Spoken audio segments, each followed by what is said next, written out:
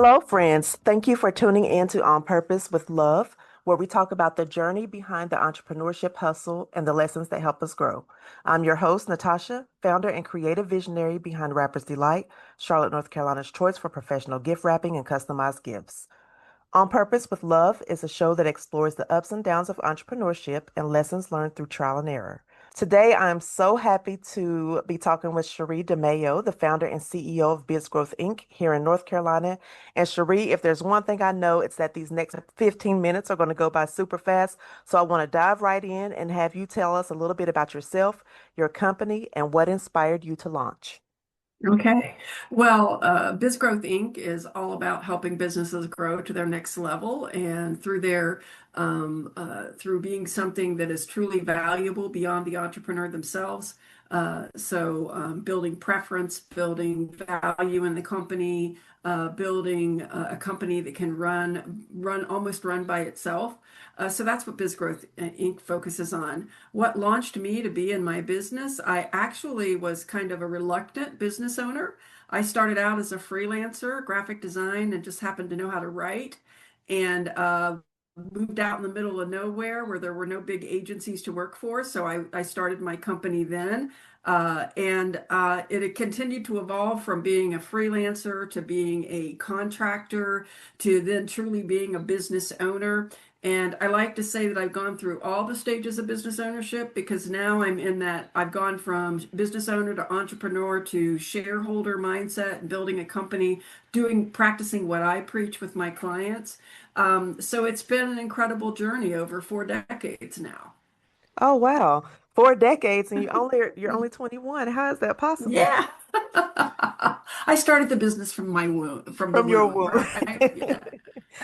I said earlier, I started out as graphic design and a writer, but I didn't learn anything about running a business myself. I had to go back to school to learn how to run and operate a business. And then I realized that that's what every business owner needs. Hmm. They know their widget or they know their area of expertise, but they don't understand how to operate and market their business, and that gets them stuck.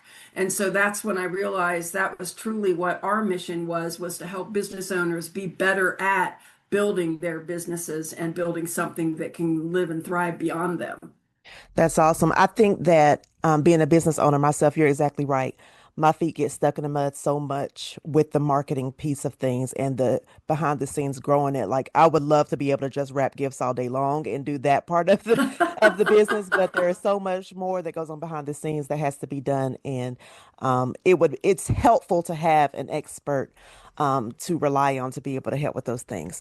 Cherie, you and I met a while back, but then became reacquainted when you were teaching a class on trademarking. Um, Yes. Mhm. and so when we come back from our break, I want to talk to you a little bit more about intellectual property and the importance of protecting a business's brand. We have to take a quick break, so stay tuned to WDRB Media, the voice of the community, and listen for more on protecting your business. We'll be right back. Welcome back to WDRB Media, the voice of the community. You're listening to On Purpose with Love, and I'm your host, Natasha. On today's show, we're talking with Cherie DeMayo, the founder and CEO of Biz Growth Inc. here in North Carolina. And she is talking to us about the importance of intellectual property, protecting the intellectual property of a business. Real quick, Cherie, could you tell us what is the biggest misconception small business owners have about protecting their intellectual property? Well, I'd say the biggest misconception is that a lot of business owners don't believe they have anything to protect. Okay, they don't believe that, and that is a real shame because the whole idea is to build a business where customers prefer you over other businesses. And also what is a shame is typically an entrepreneurial business is started because that entrepreneur believes they can do it better, make it better, serve customers better, or what have you. So whatever that better is something that could ultimately be protected depending on what that better is. Thank you.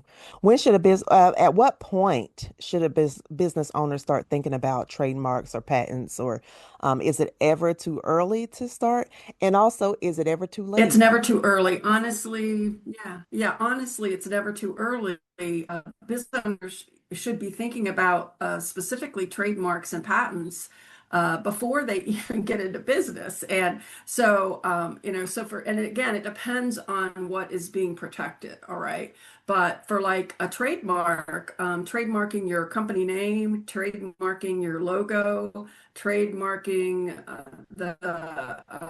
or service marking, depending on if you're offering products or service. Okay, because trademarks and service marks are trademarks for products, service marks or service. Okay, um, that would be ideal because then nobody else can use that name, use that slogan, and that's really critical to be able to confirm that nobody else can use your name or your slogan, especially as you get involved in things like franchising, licensing, certifications, things like that, which are other value building components. A trademark or service mark is essential.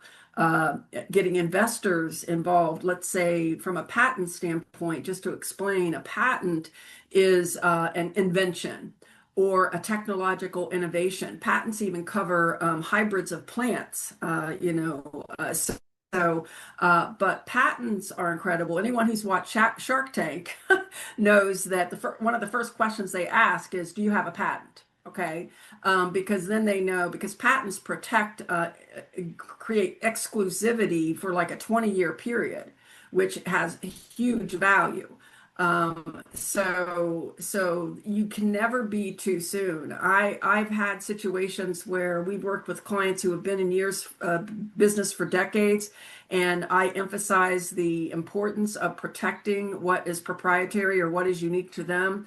And then unfortunately, they can't protect it because somebody else beat them to the punch, especially with trademark and service mark Mm-hmm. and patents. Patents, trademarks, and service marks specifically, you must apply. You must submit an application, and whoever submits first and is approved wins. It doesn't matter. So, like the example I just gave, where somebody had been using a particular company name for literally decades and decades, but somebody else had a similar name and they protected it with a trademark, so the company that it's could not trademark. And so that's why it's never too soon. The minute you come up with a unique name or a unique brand name, like if you're looking at products and you have a brand name or a process in your business and you want to give it a brand name, you should be looking to trademark it. So, okay, you said so much, and it's such good stuff. I wish we had like a Mhm. whole hour. Um, so you said patents are good for 20 years. What happens after 20 years? I am not, I don't know if I can answer that, Okay. because my focus is more on trademarks and service marks. A patent requires an attorney to be involved from the very Oh, beginning. There's a lot more hoops to jump through with patents. The real key factor is the 20-year period you have with exclusive rights to yeah. promote. Because by then, chances are typically companies that are patent driven have multiple patents, continue to get additional patents as they continue to evolve and advance what they've invented. Okay. So that's the best way I can answer that. Okay. That's a really good answer, and that makes a lot of sense.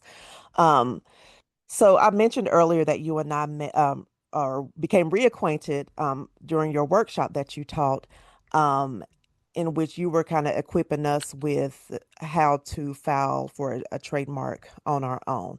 What are some Mhm. of the most common mistakes you see with people who are doing the whole do-it-yourself deal when they're doing their own You do it trademark? yourself. Well, Mhm. first, I think it's important for business owners to determine if they want to do it themselves or not.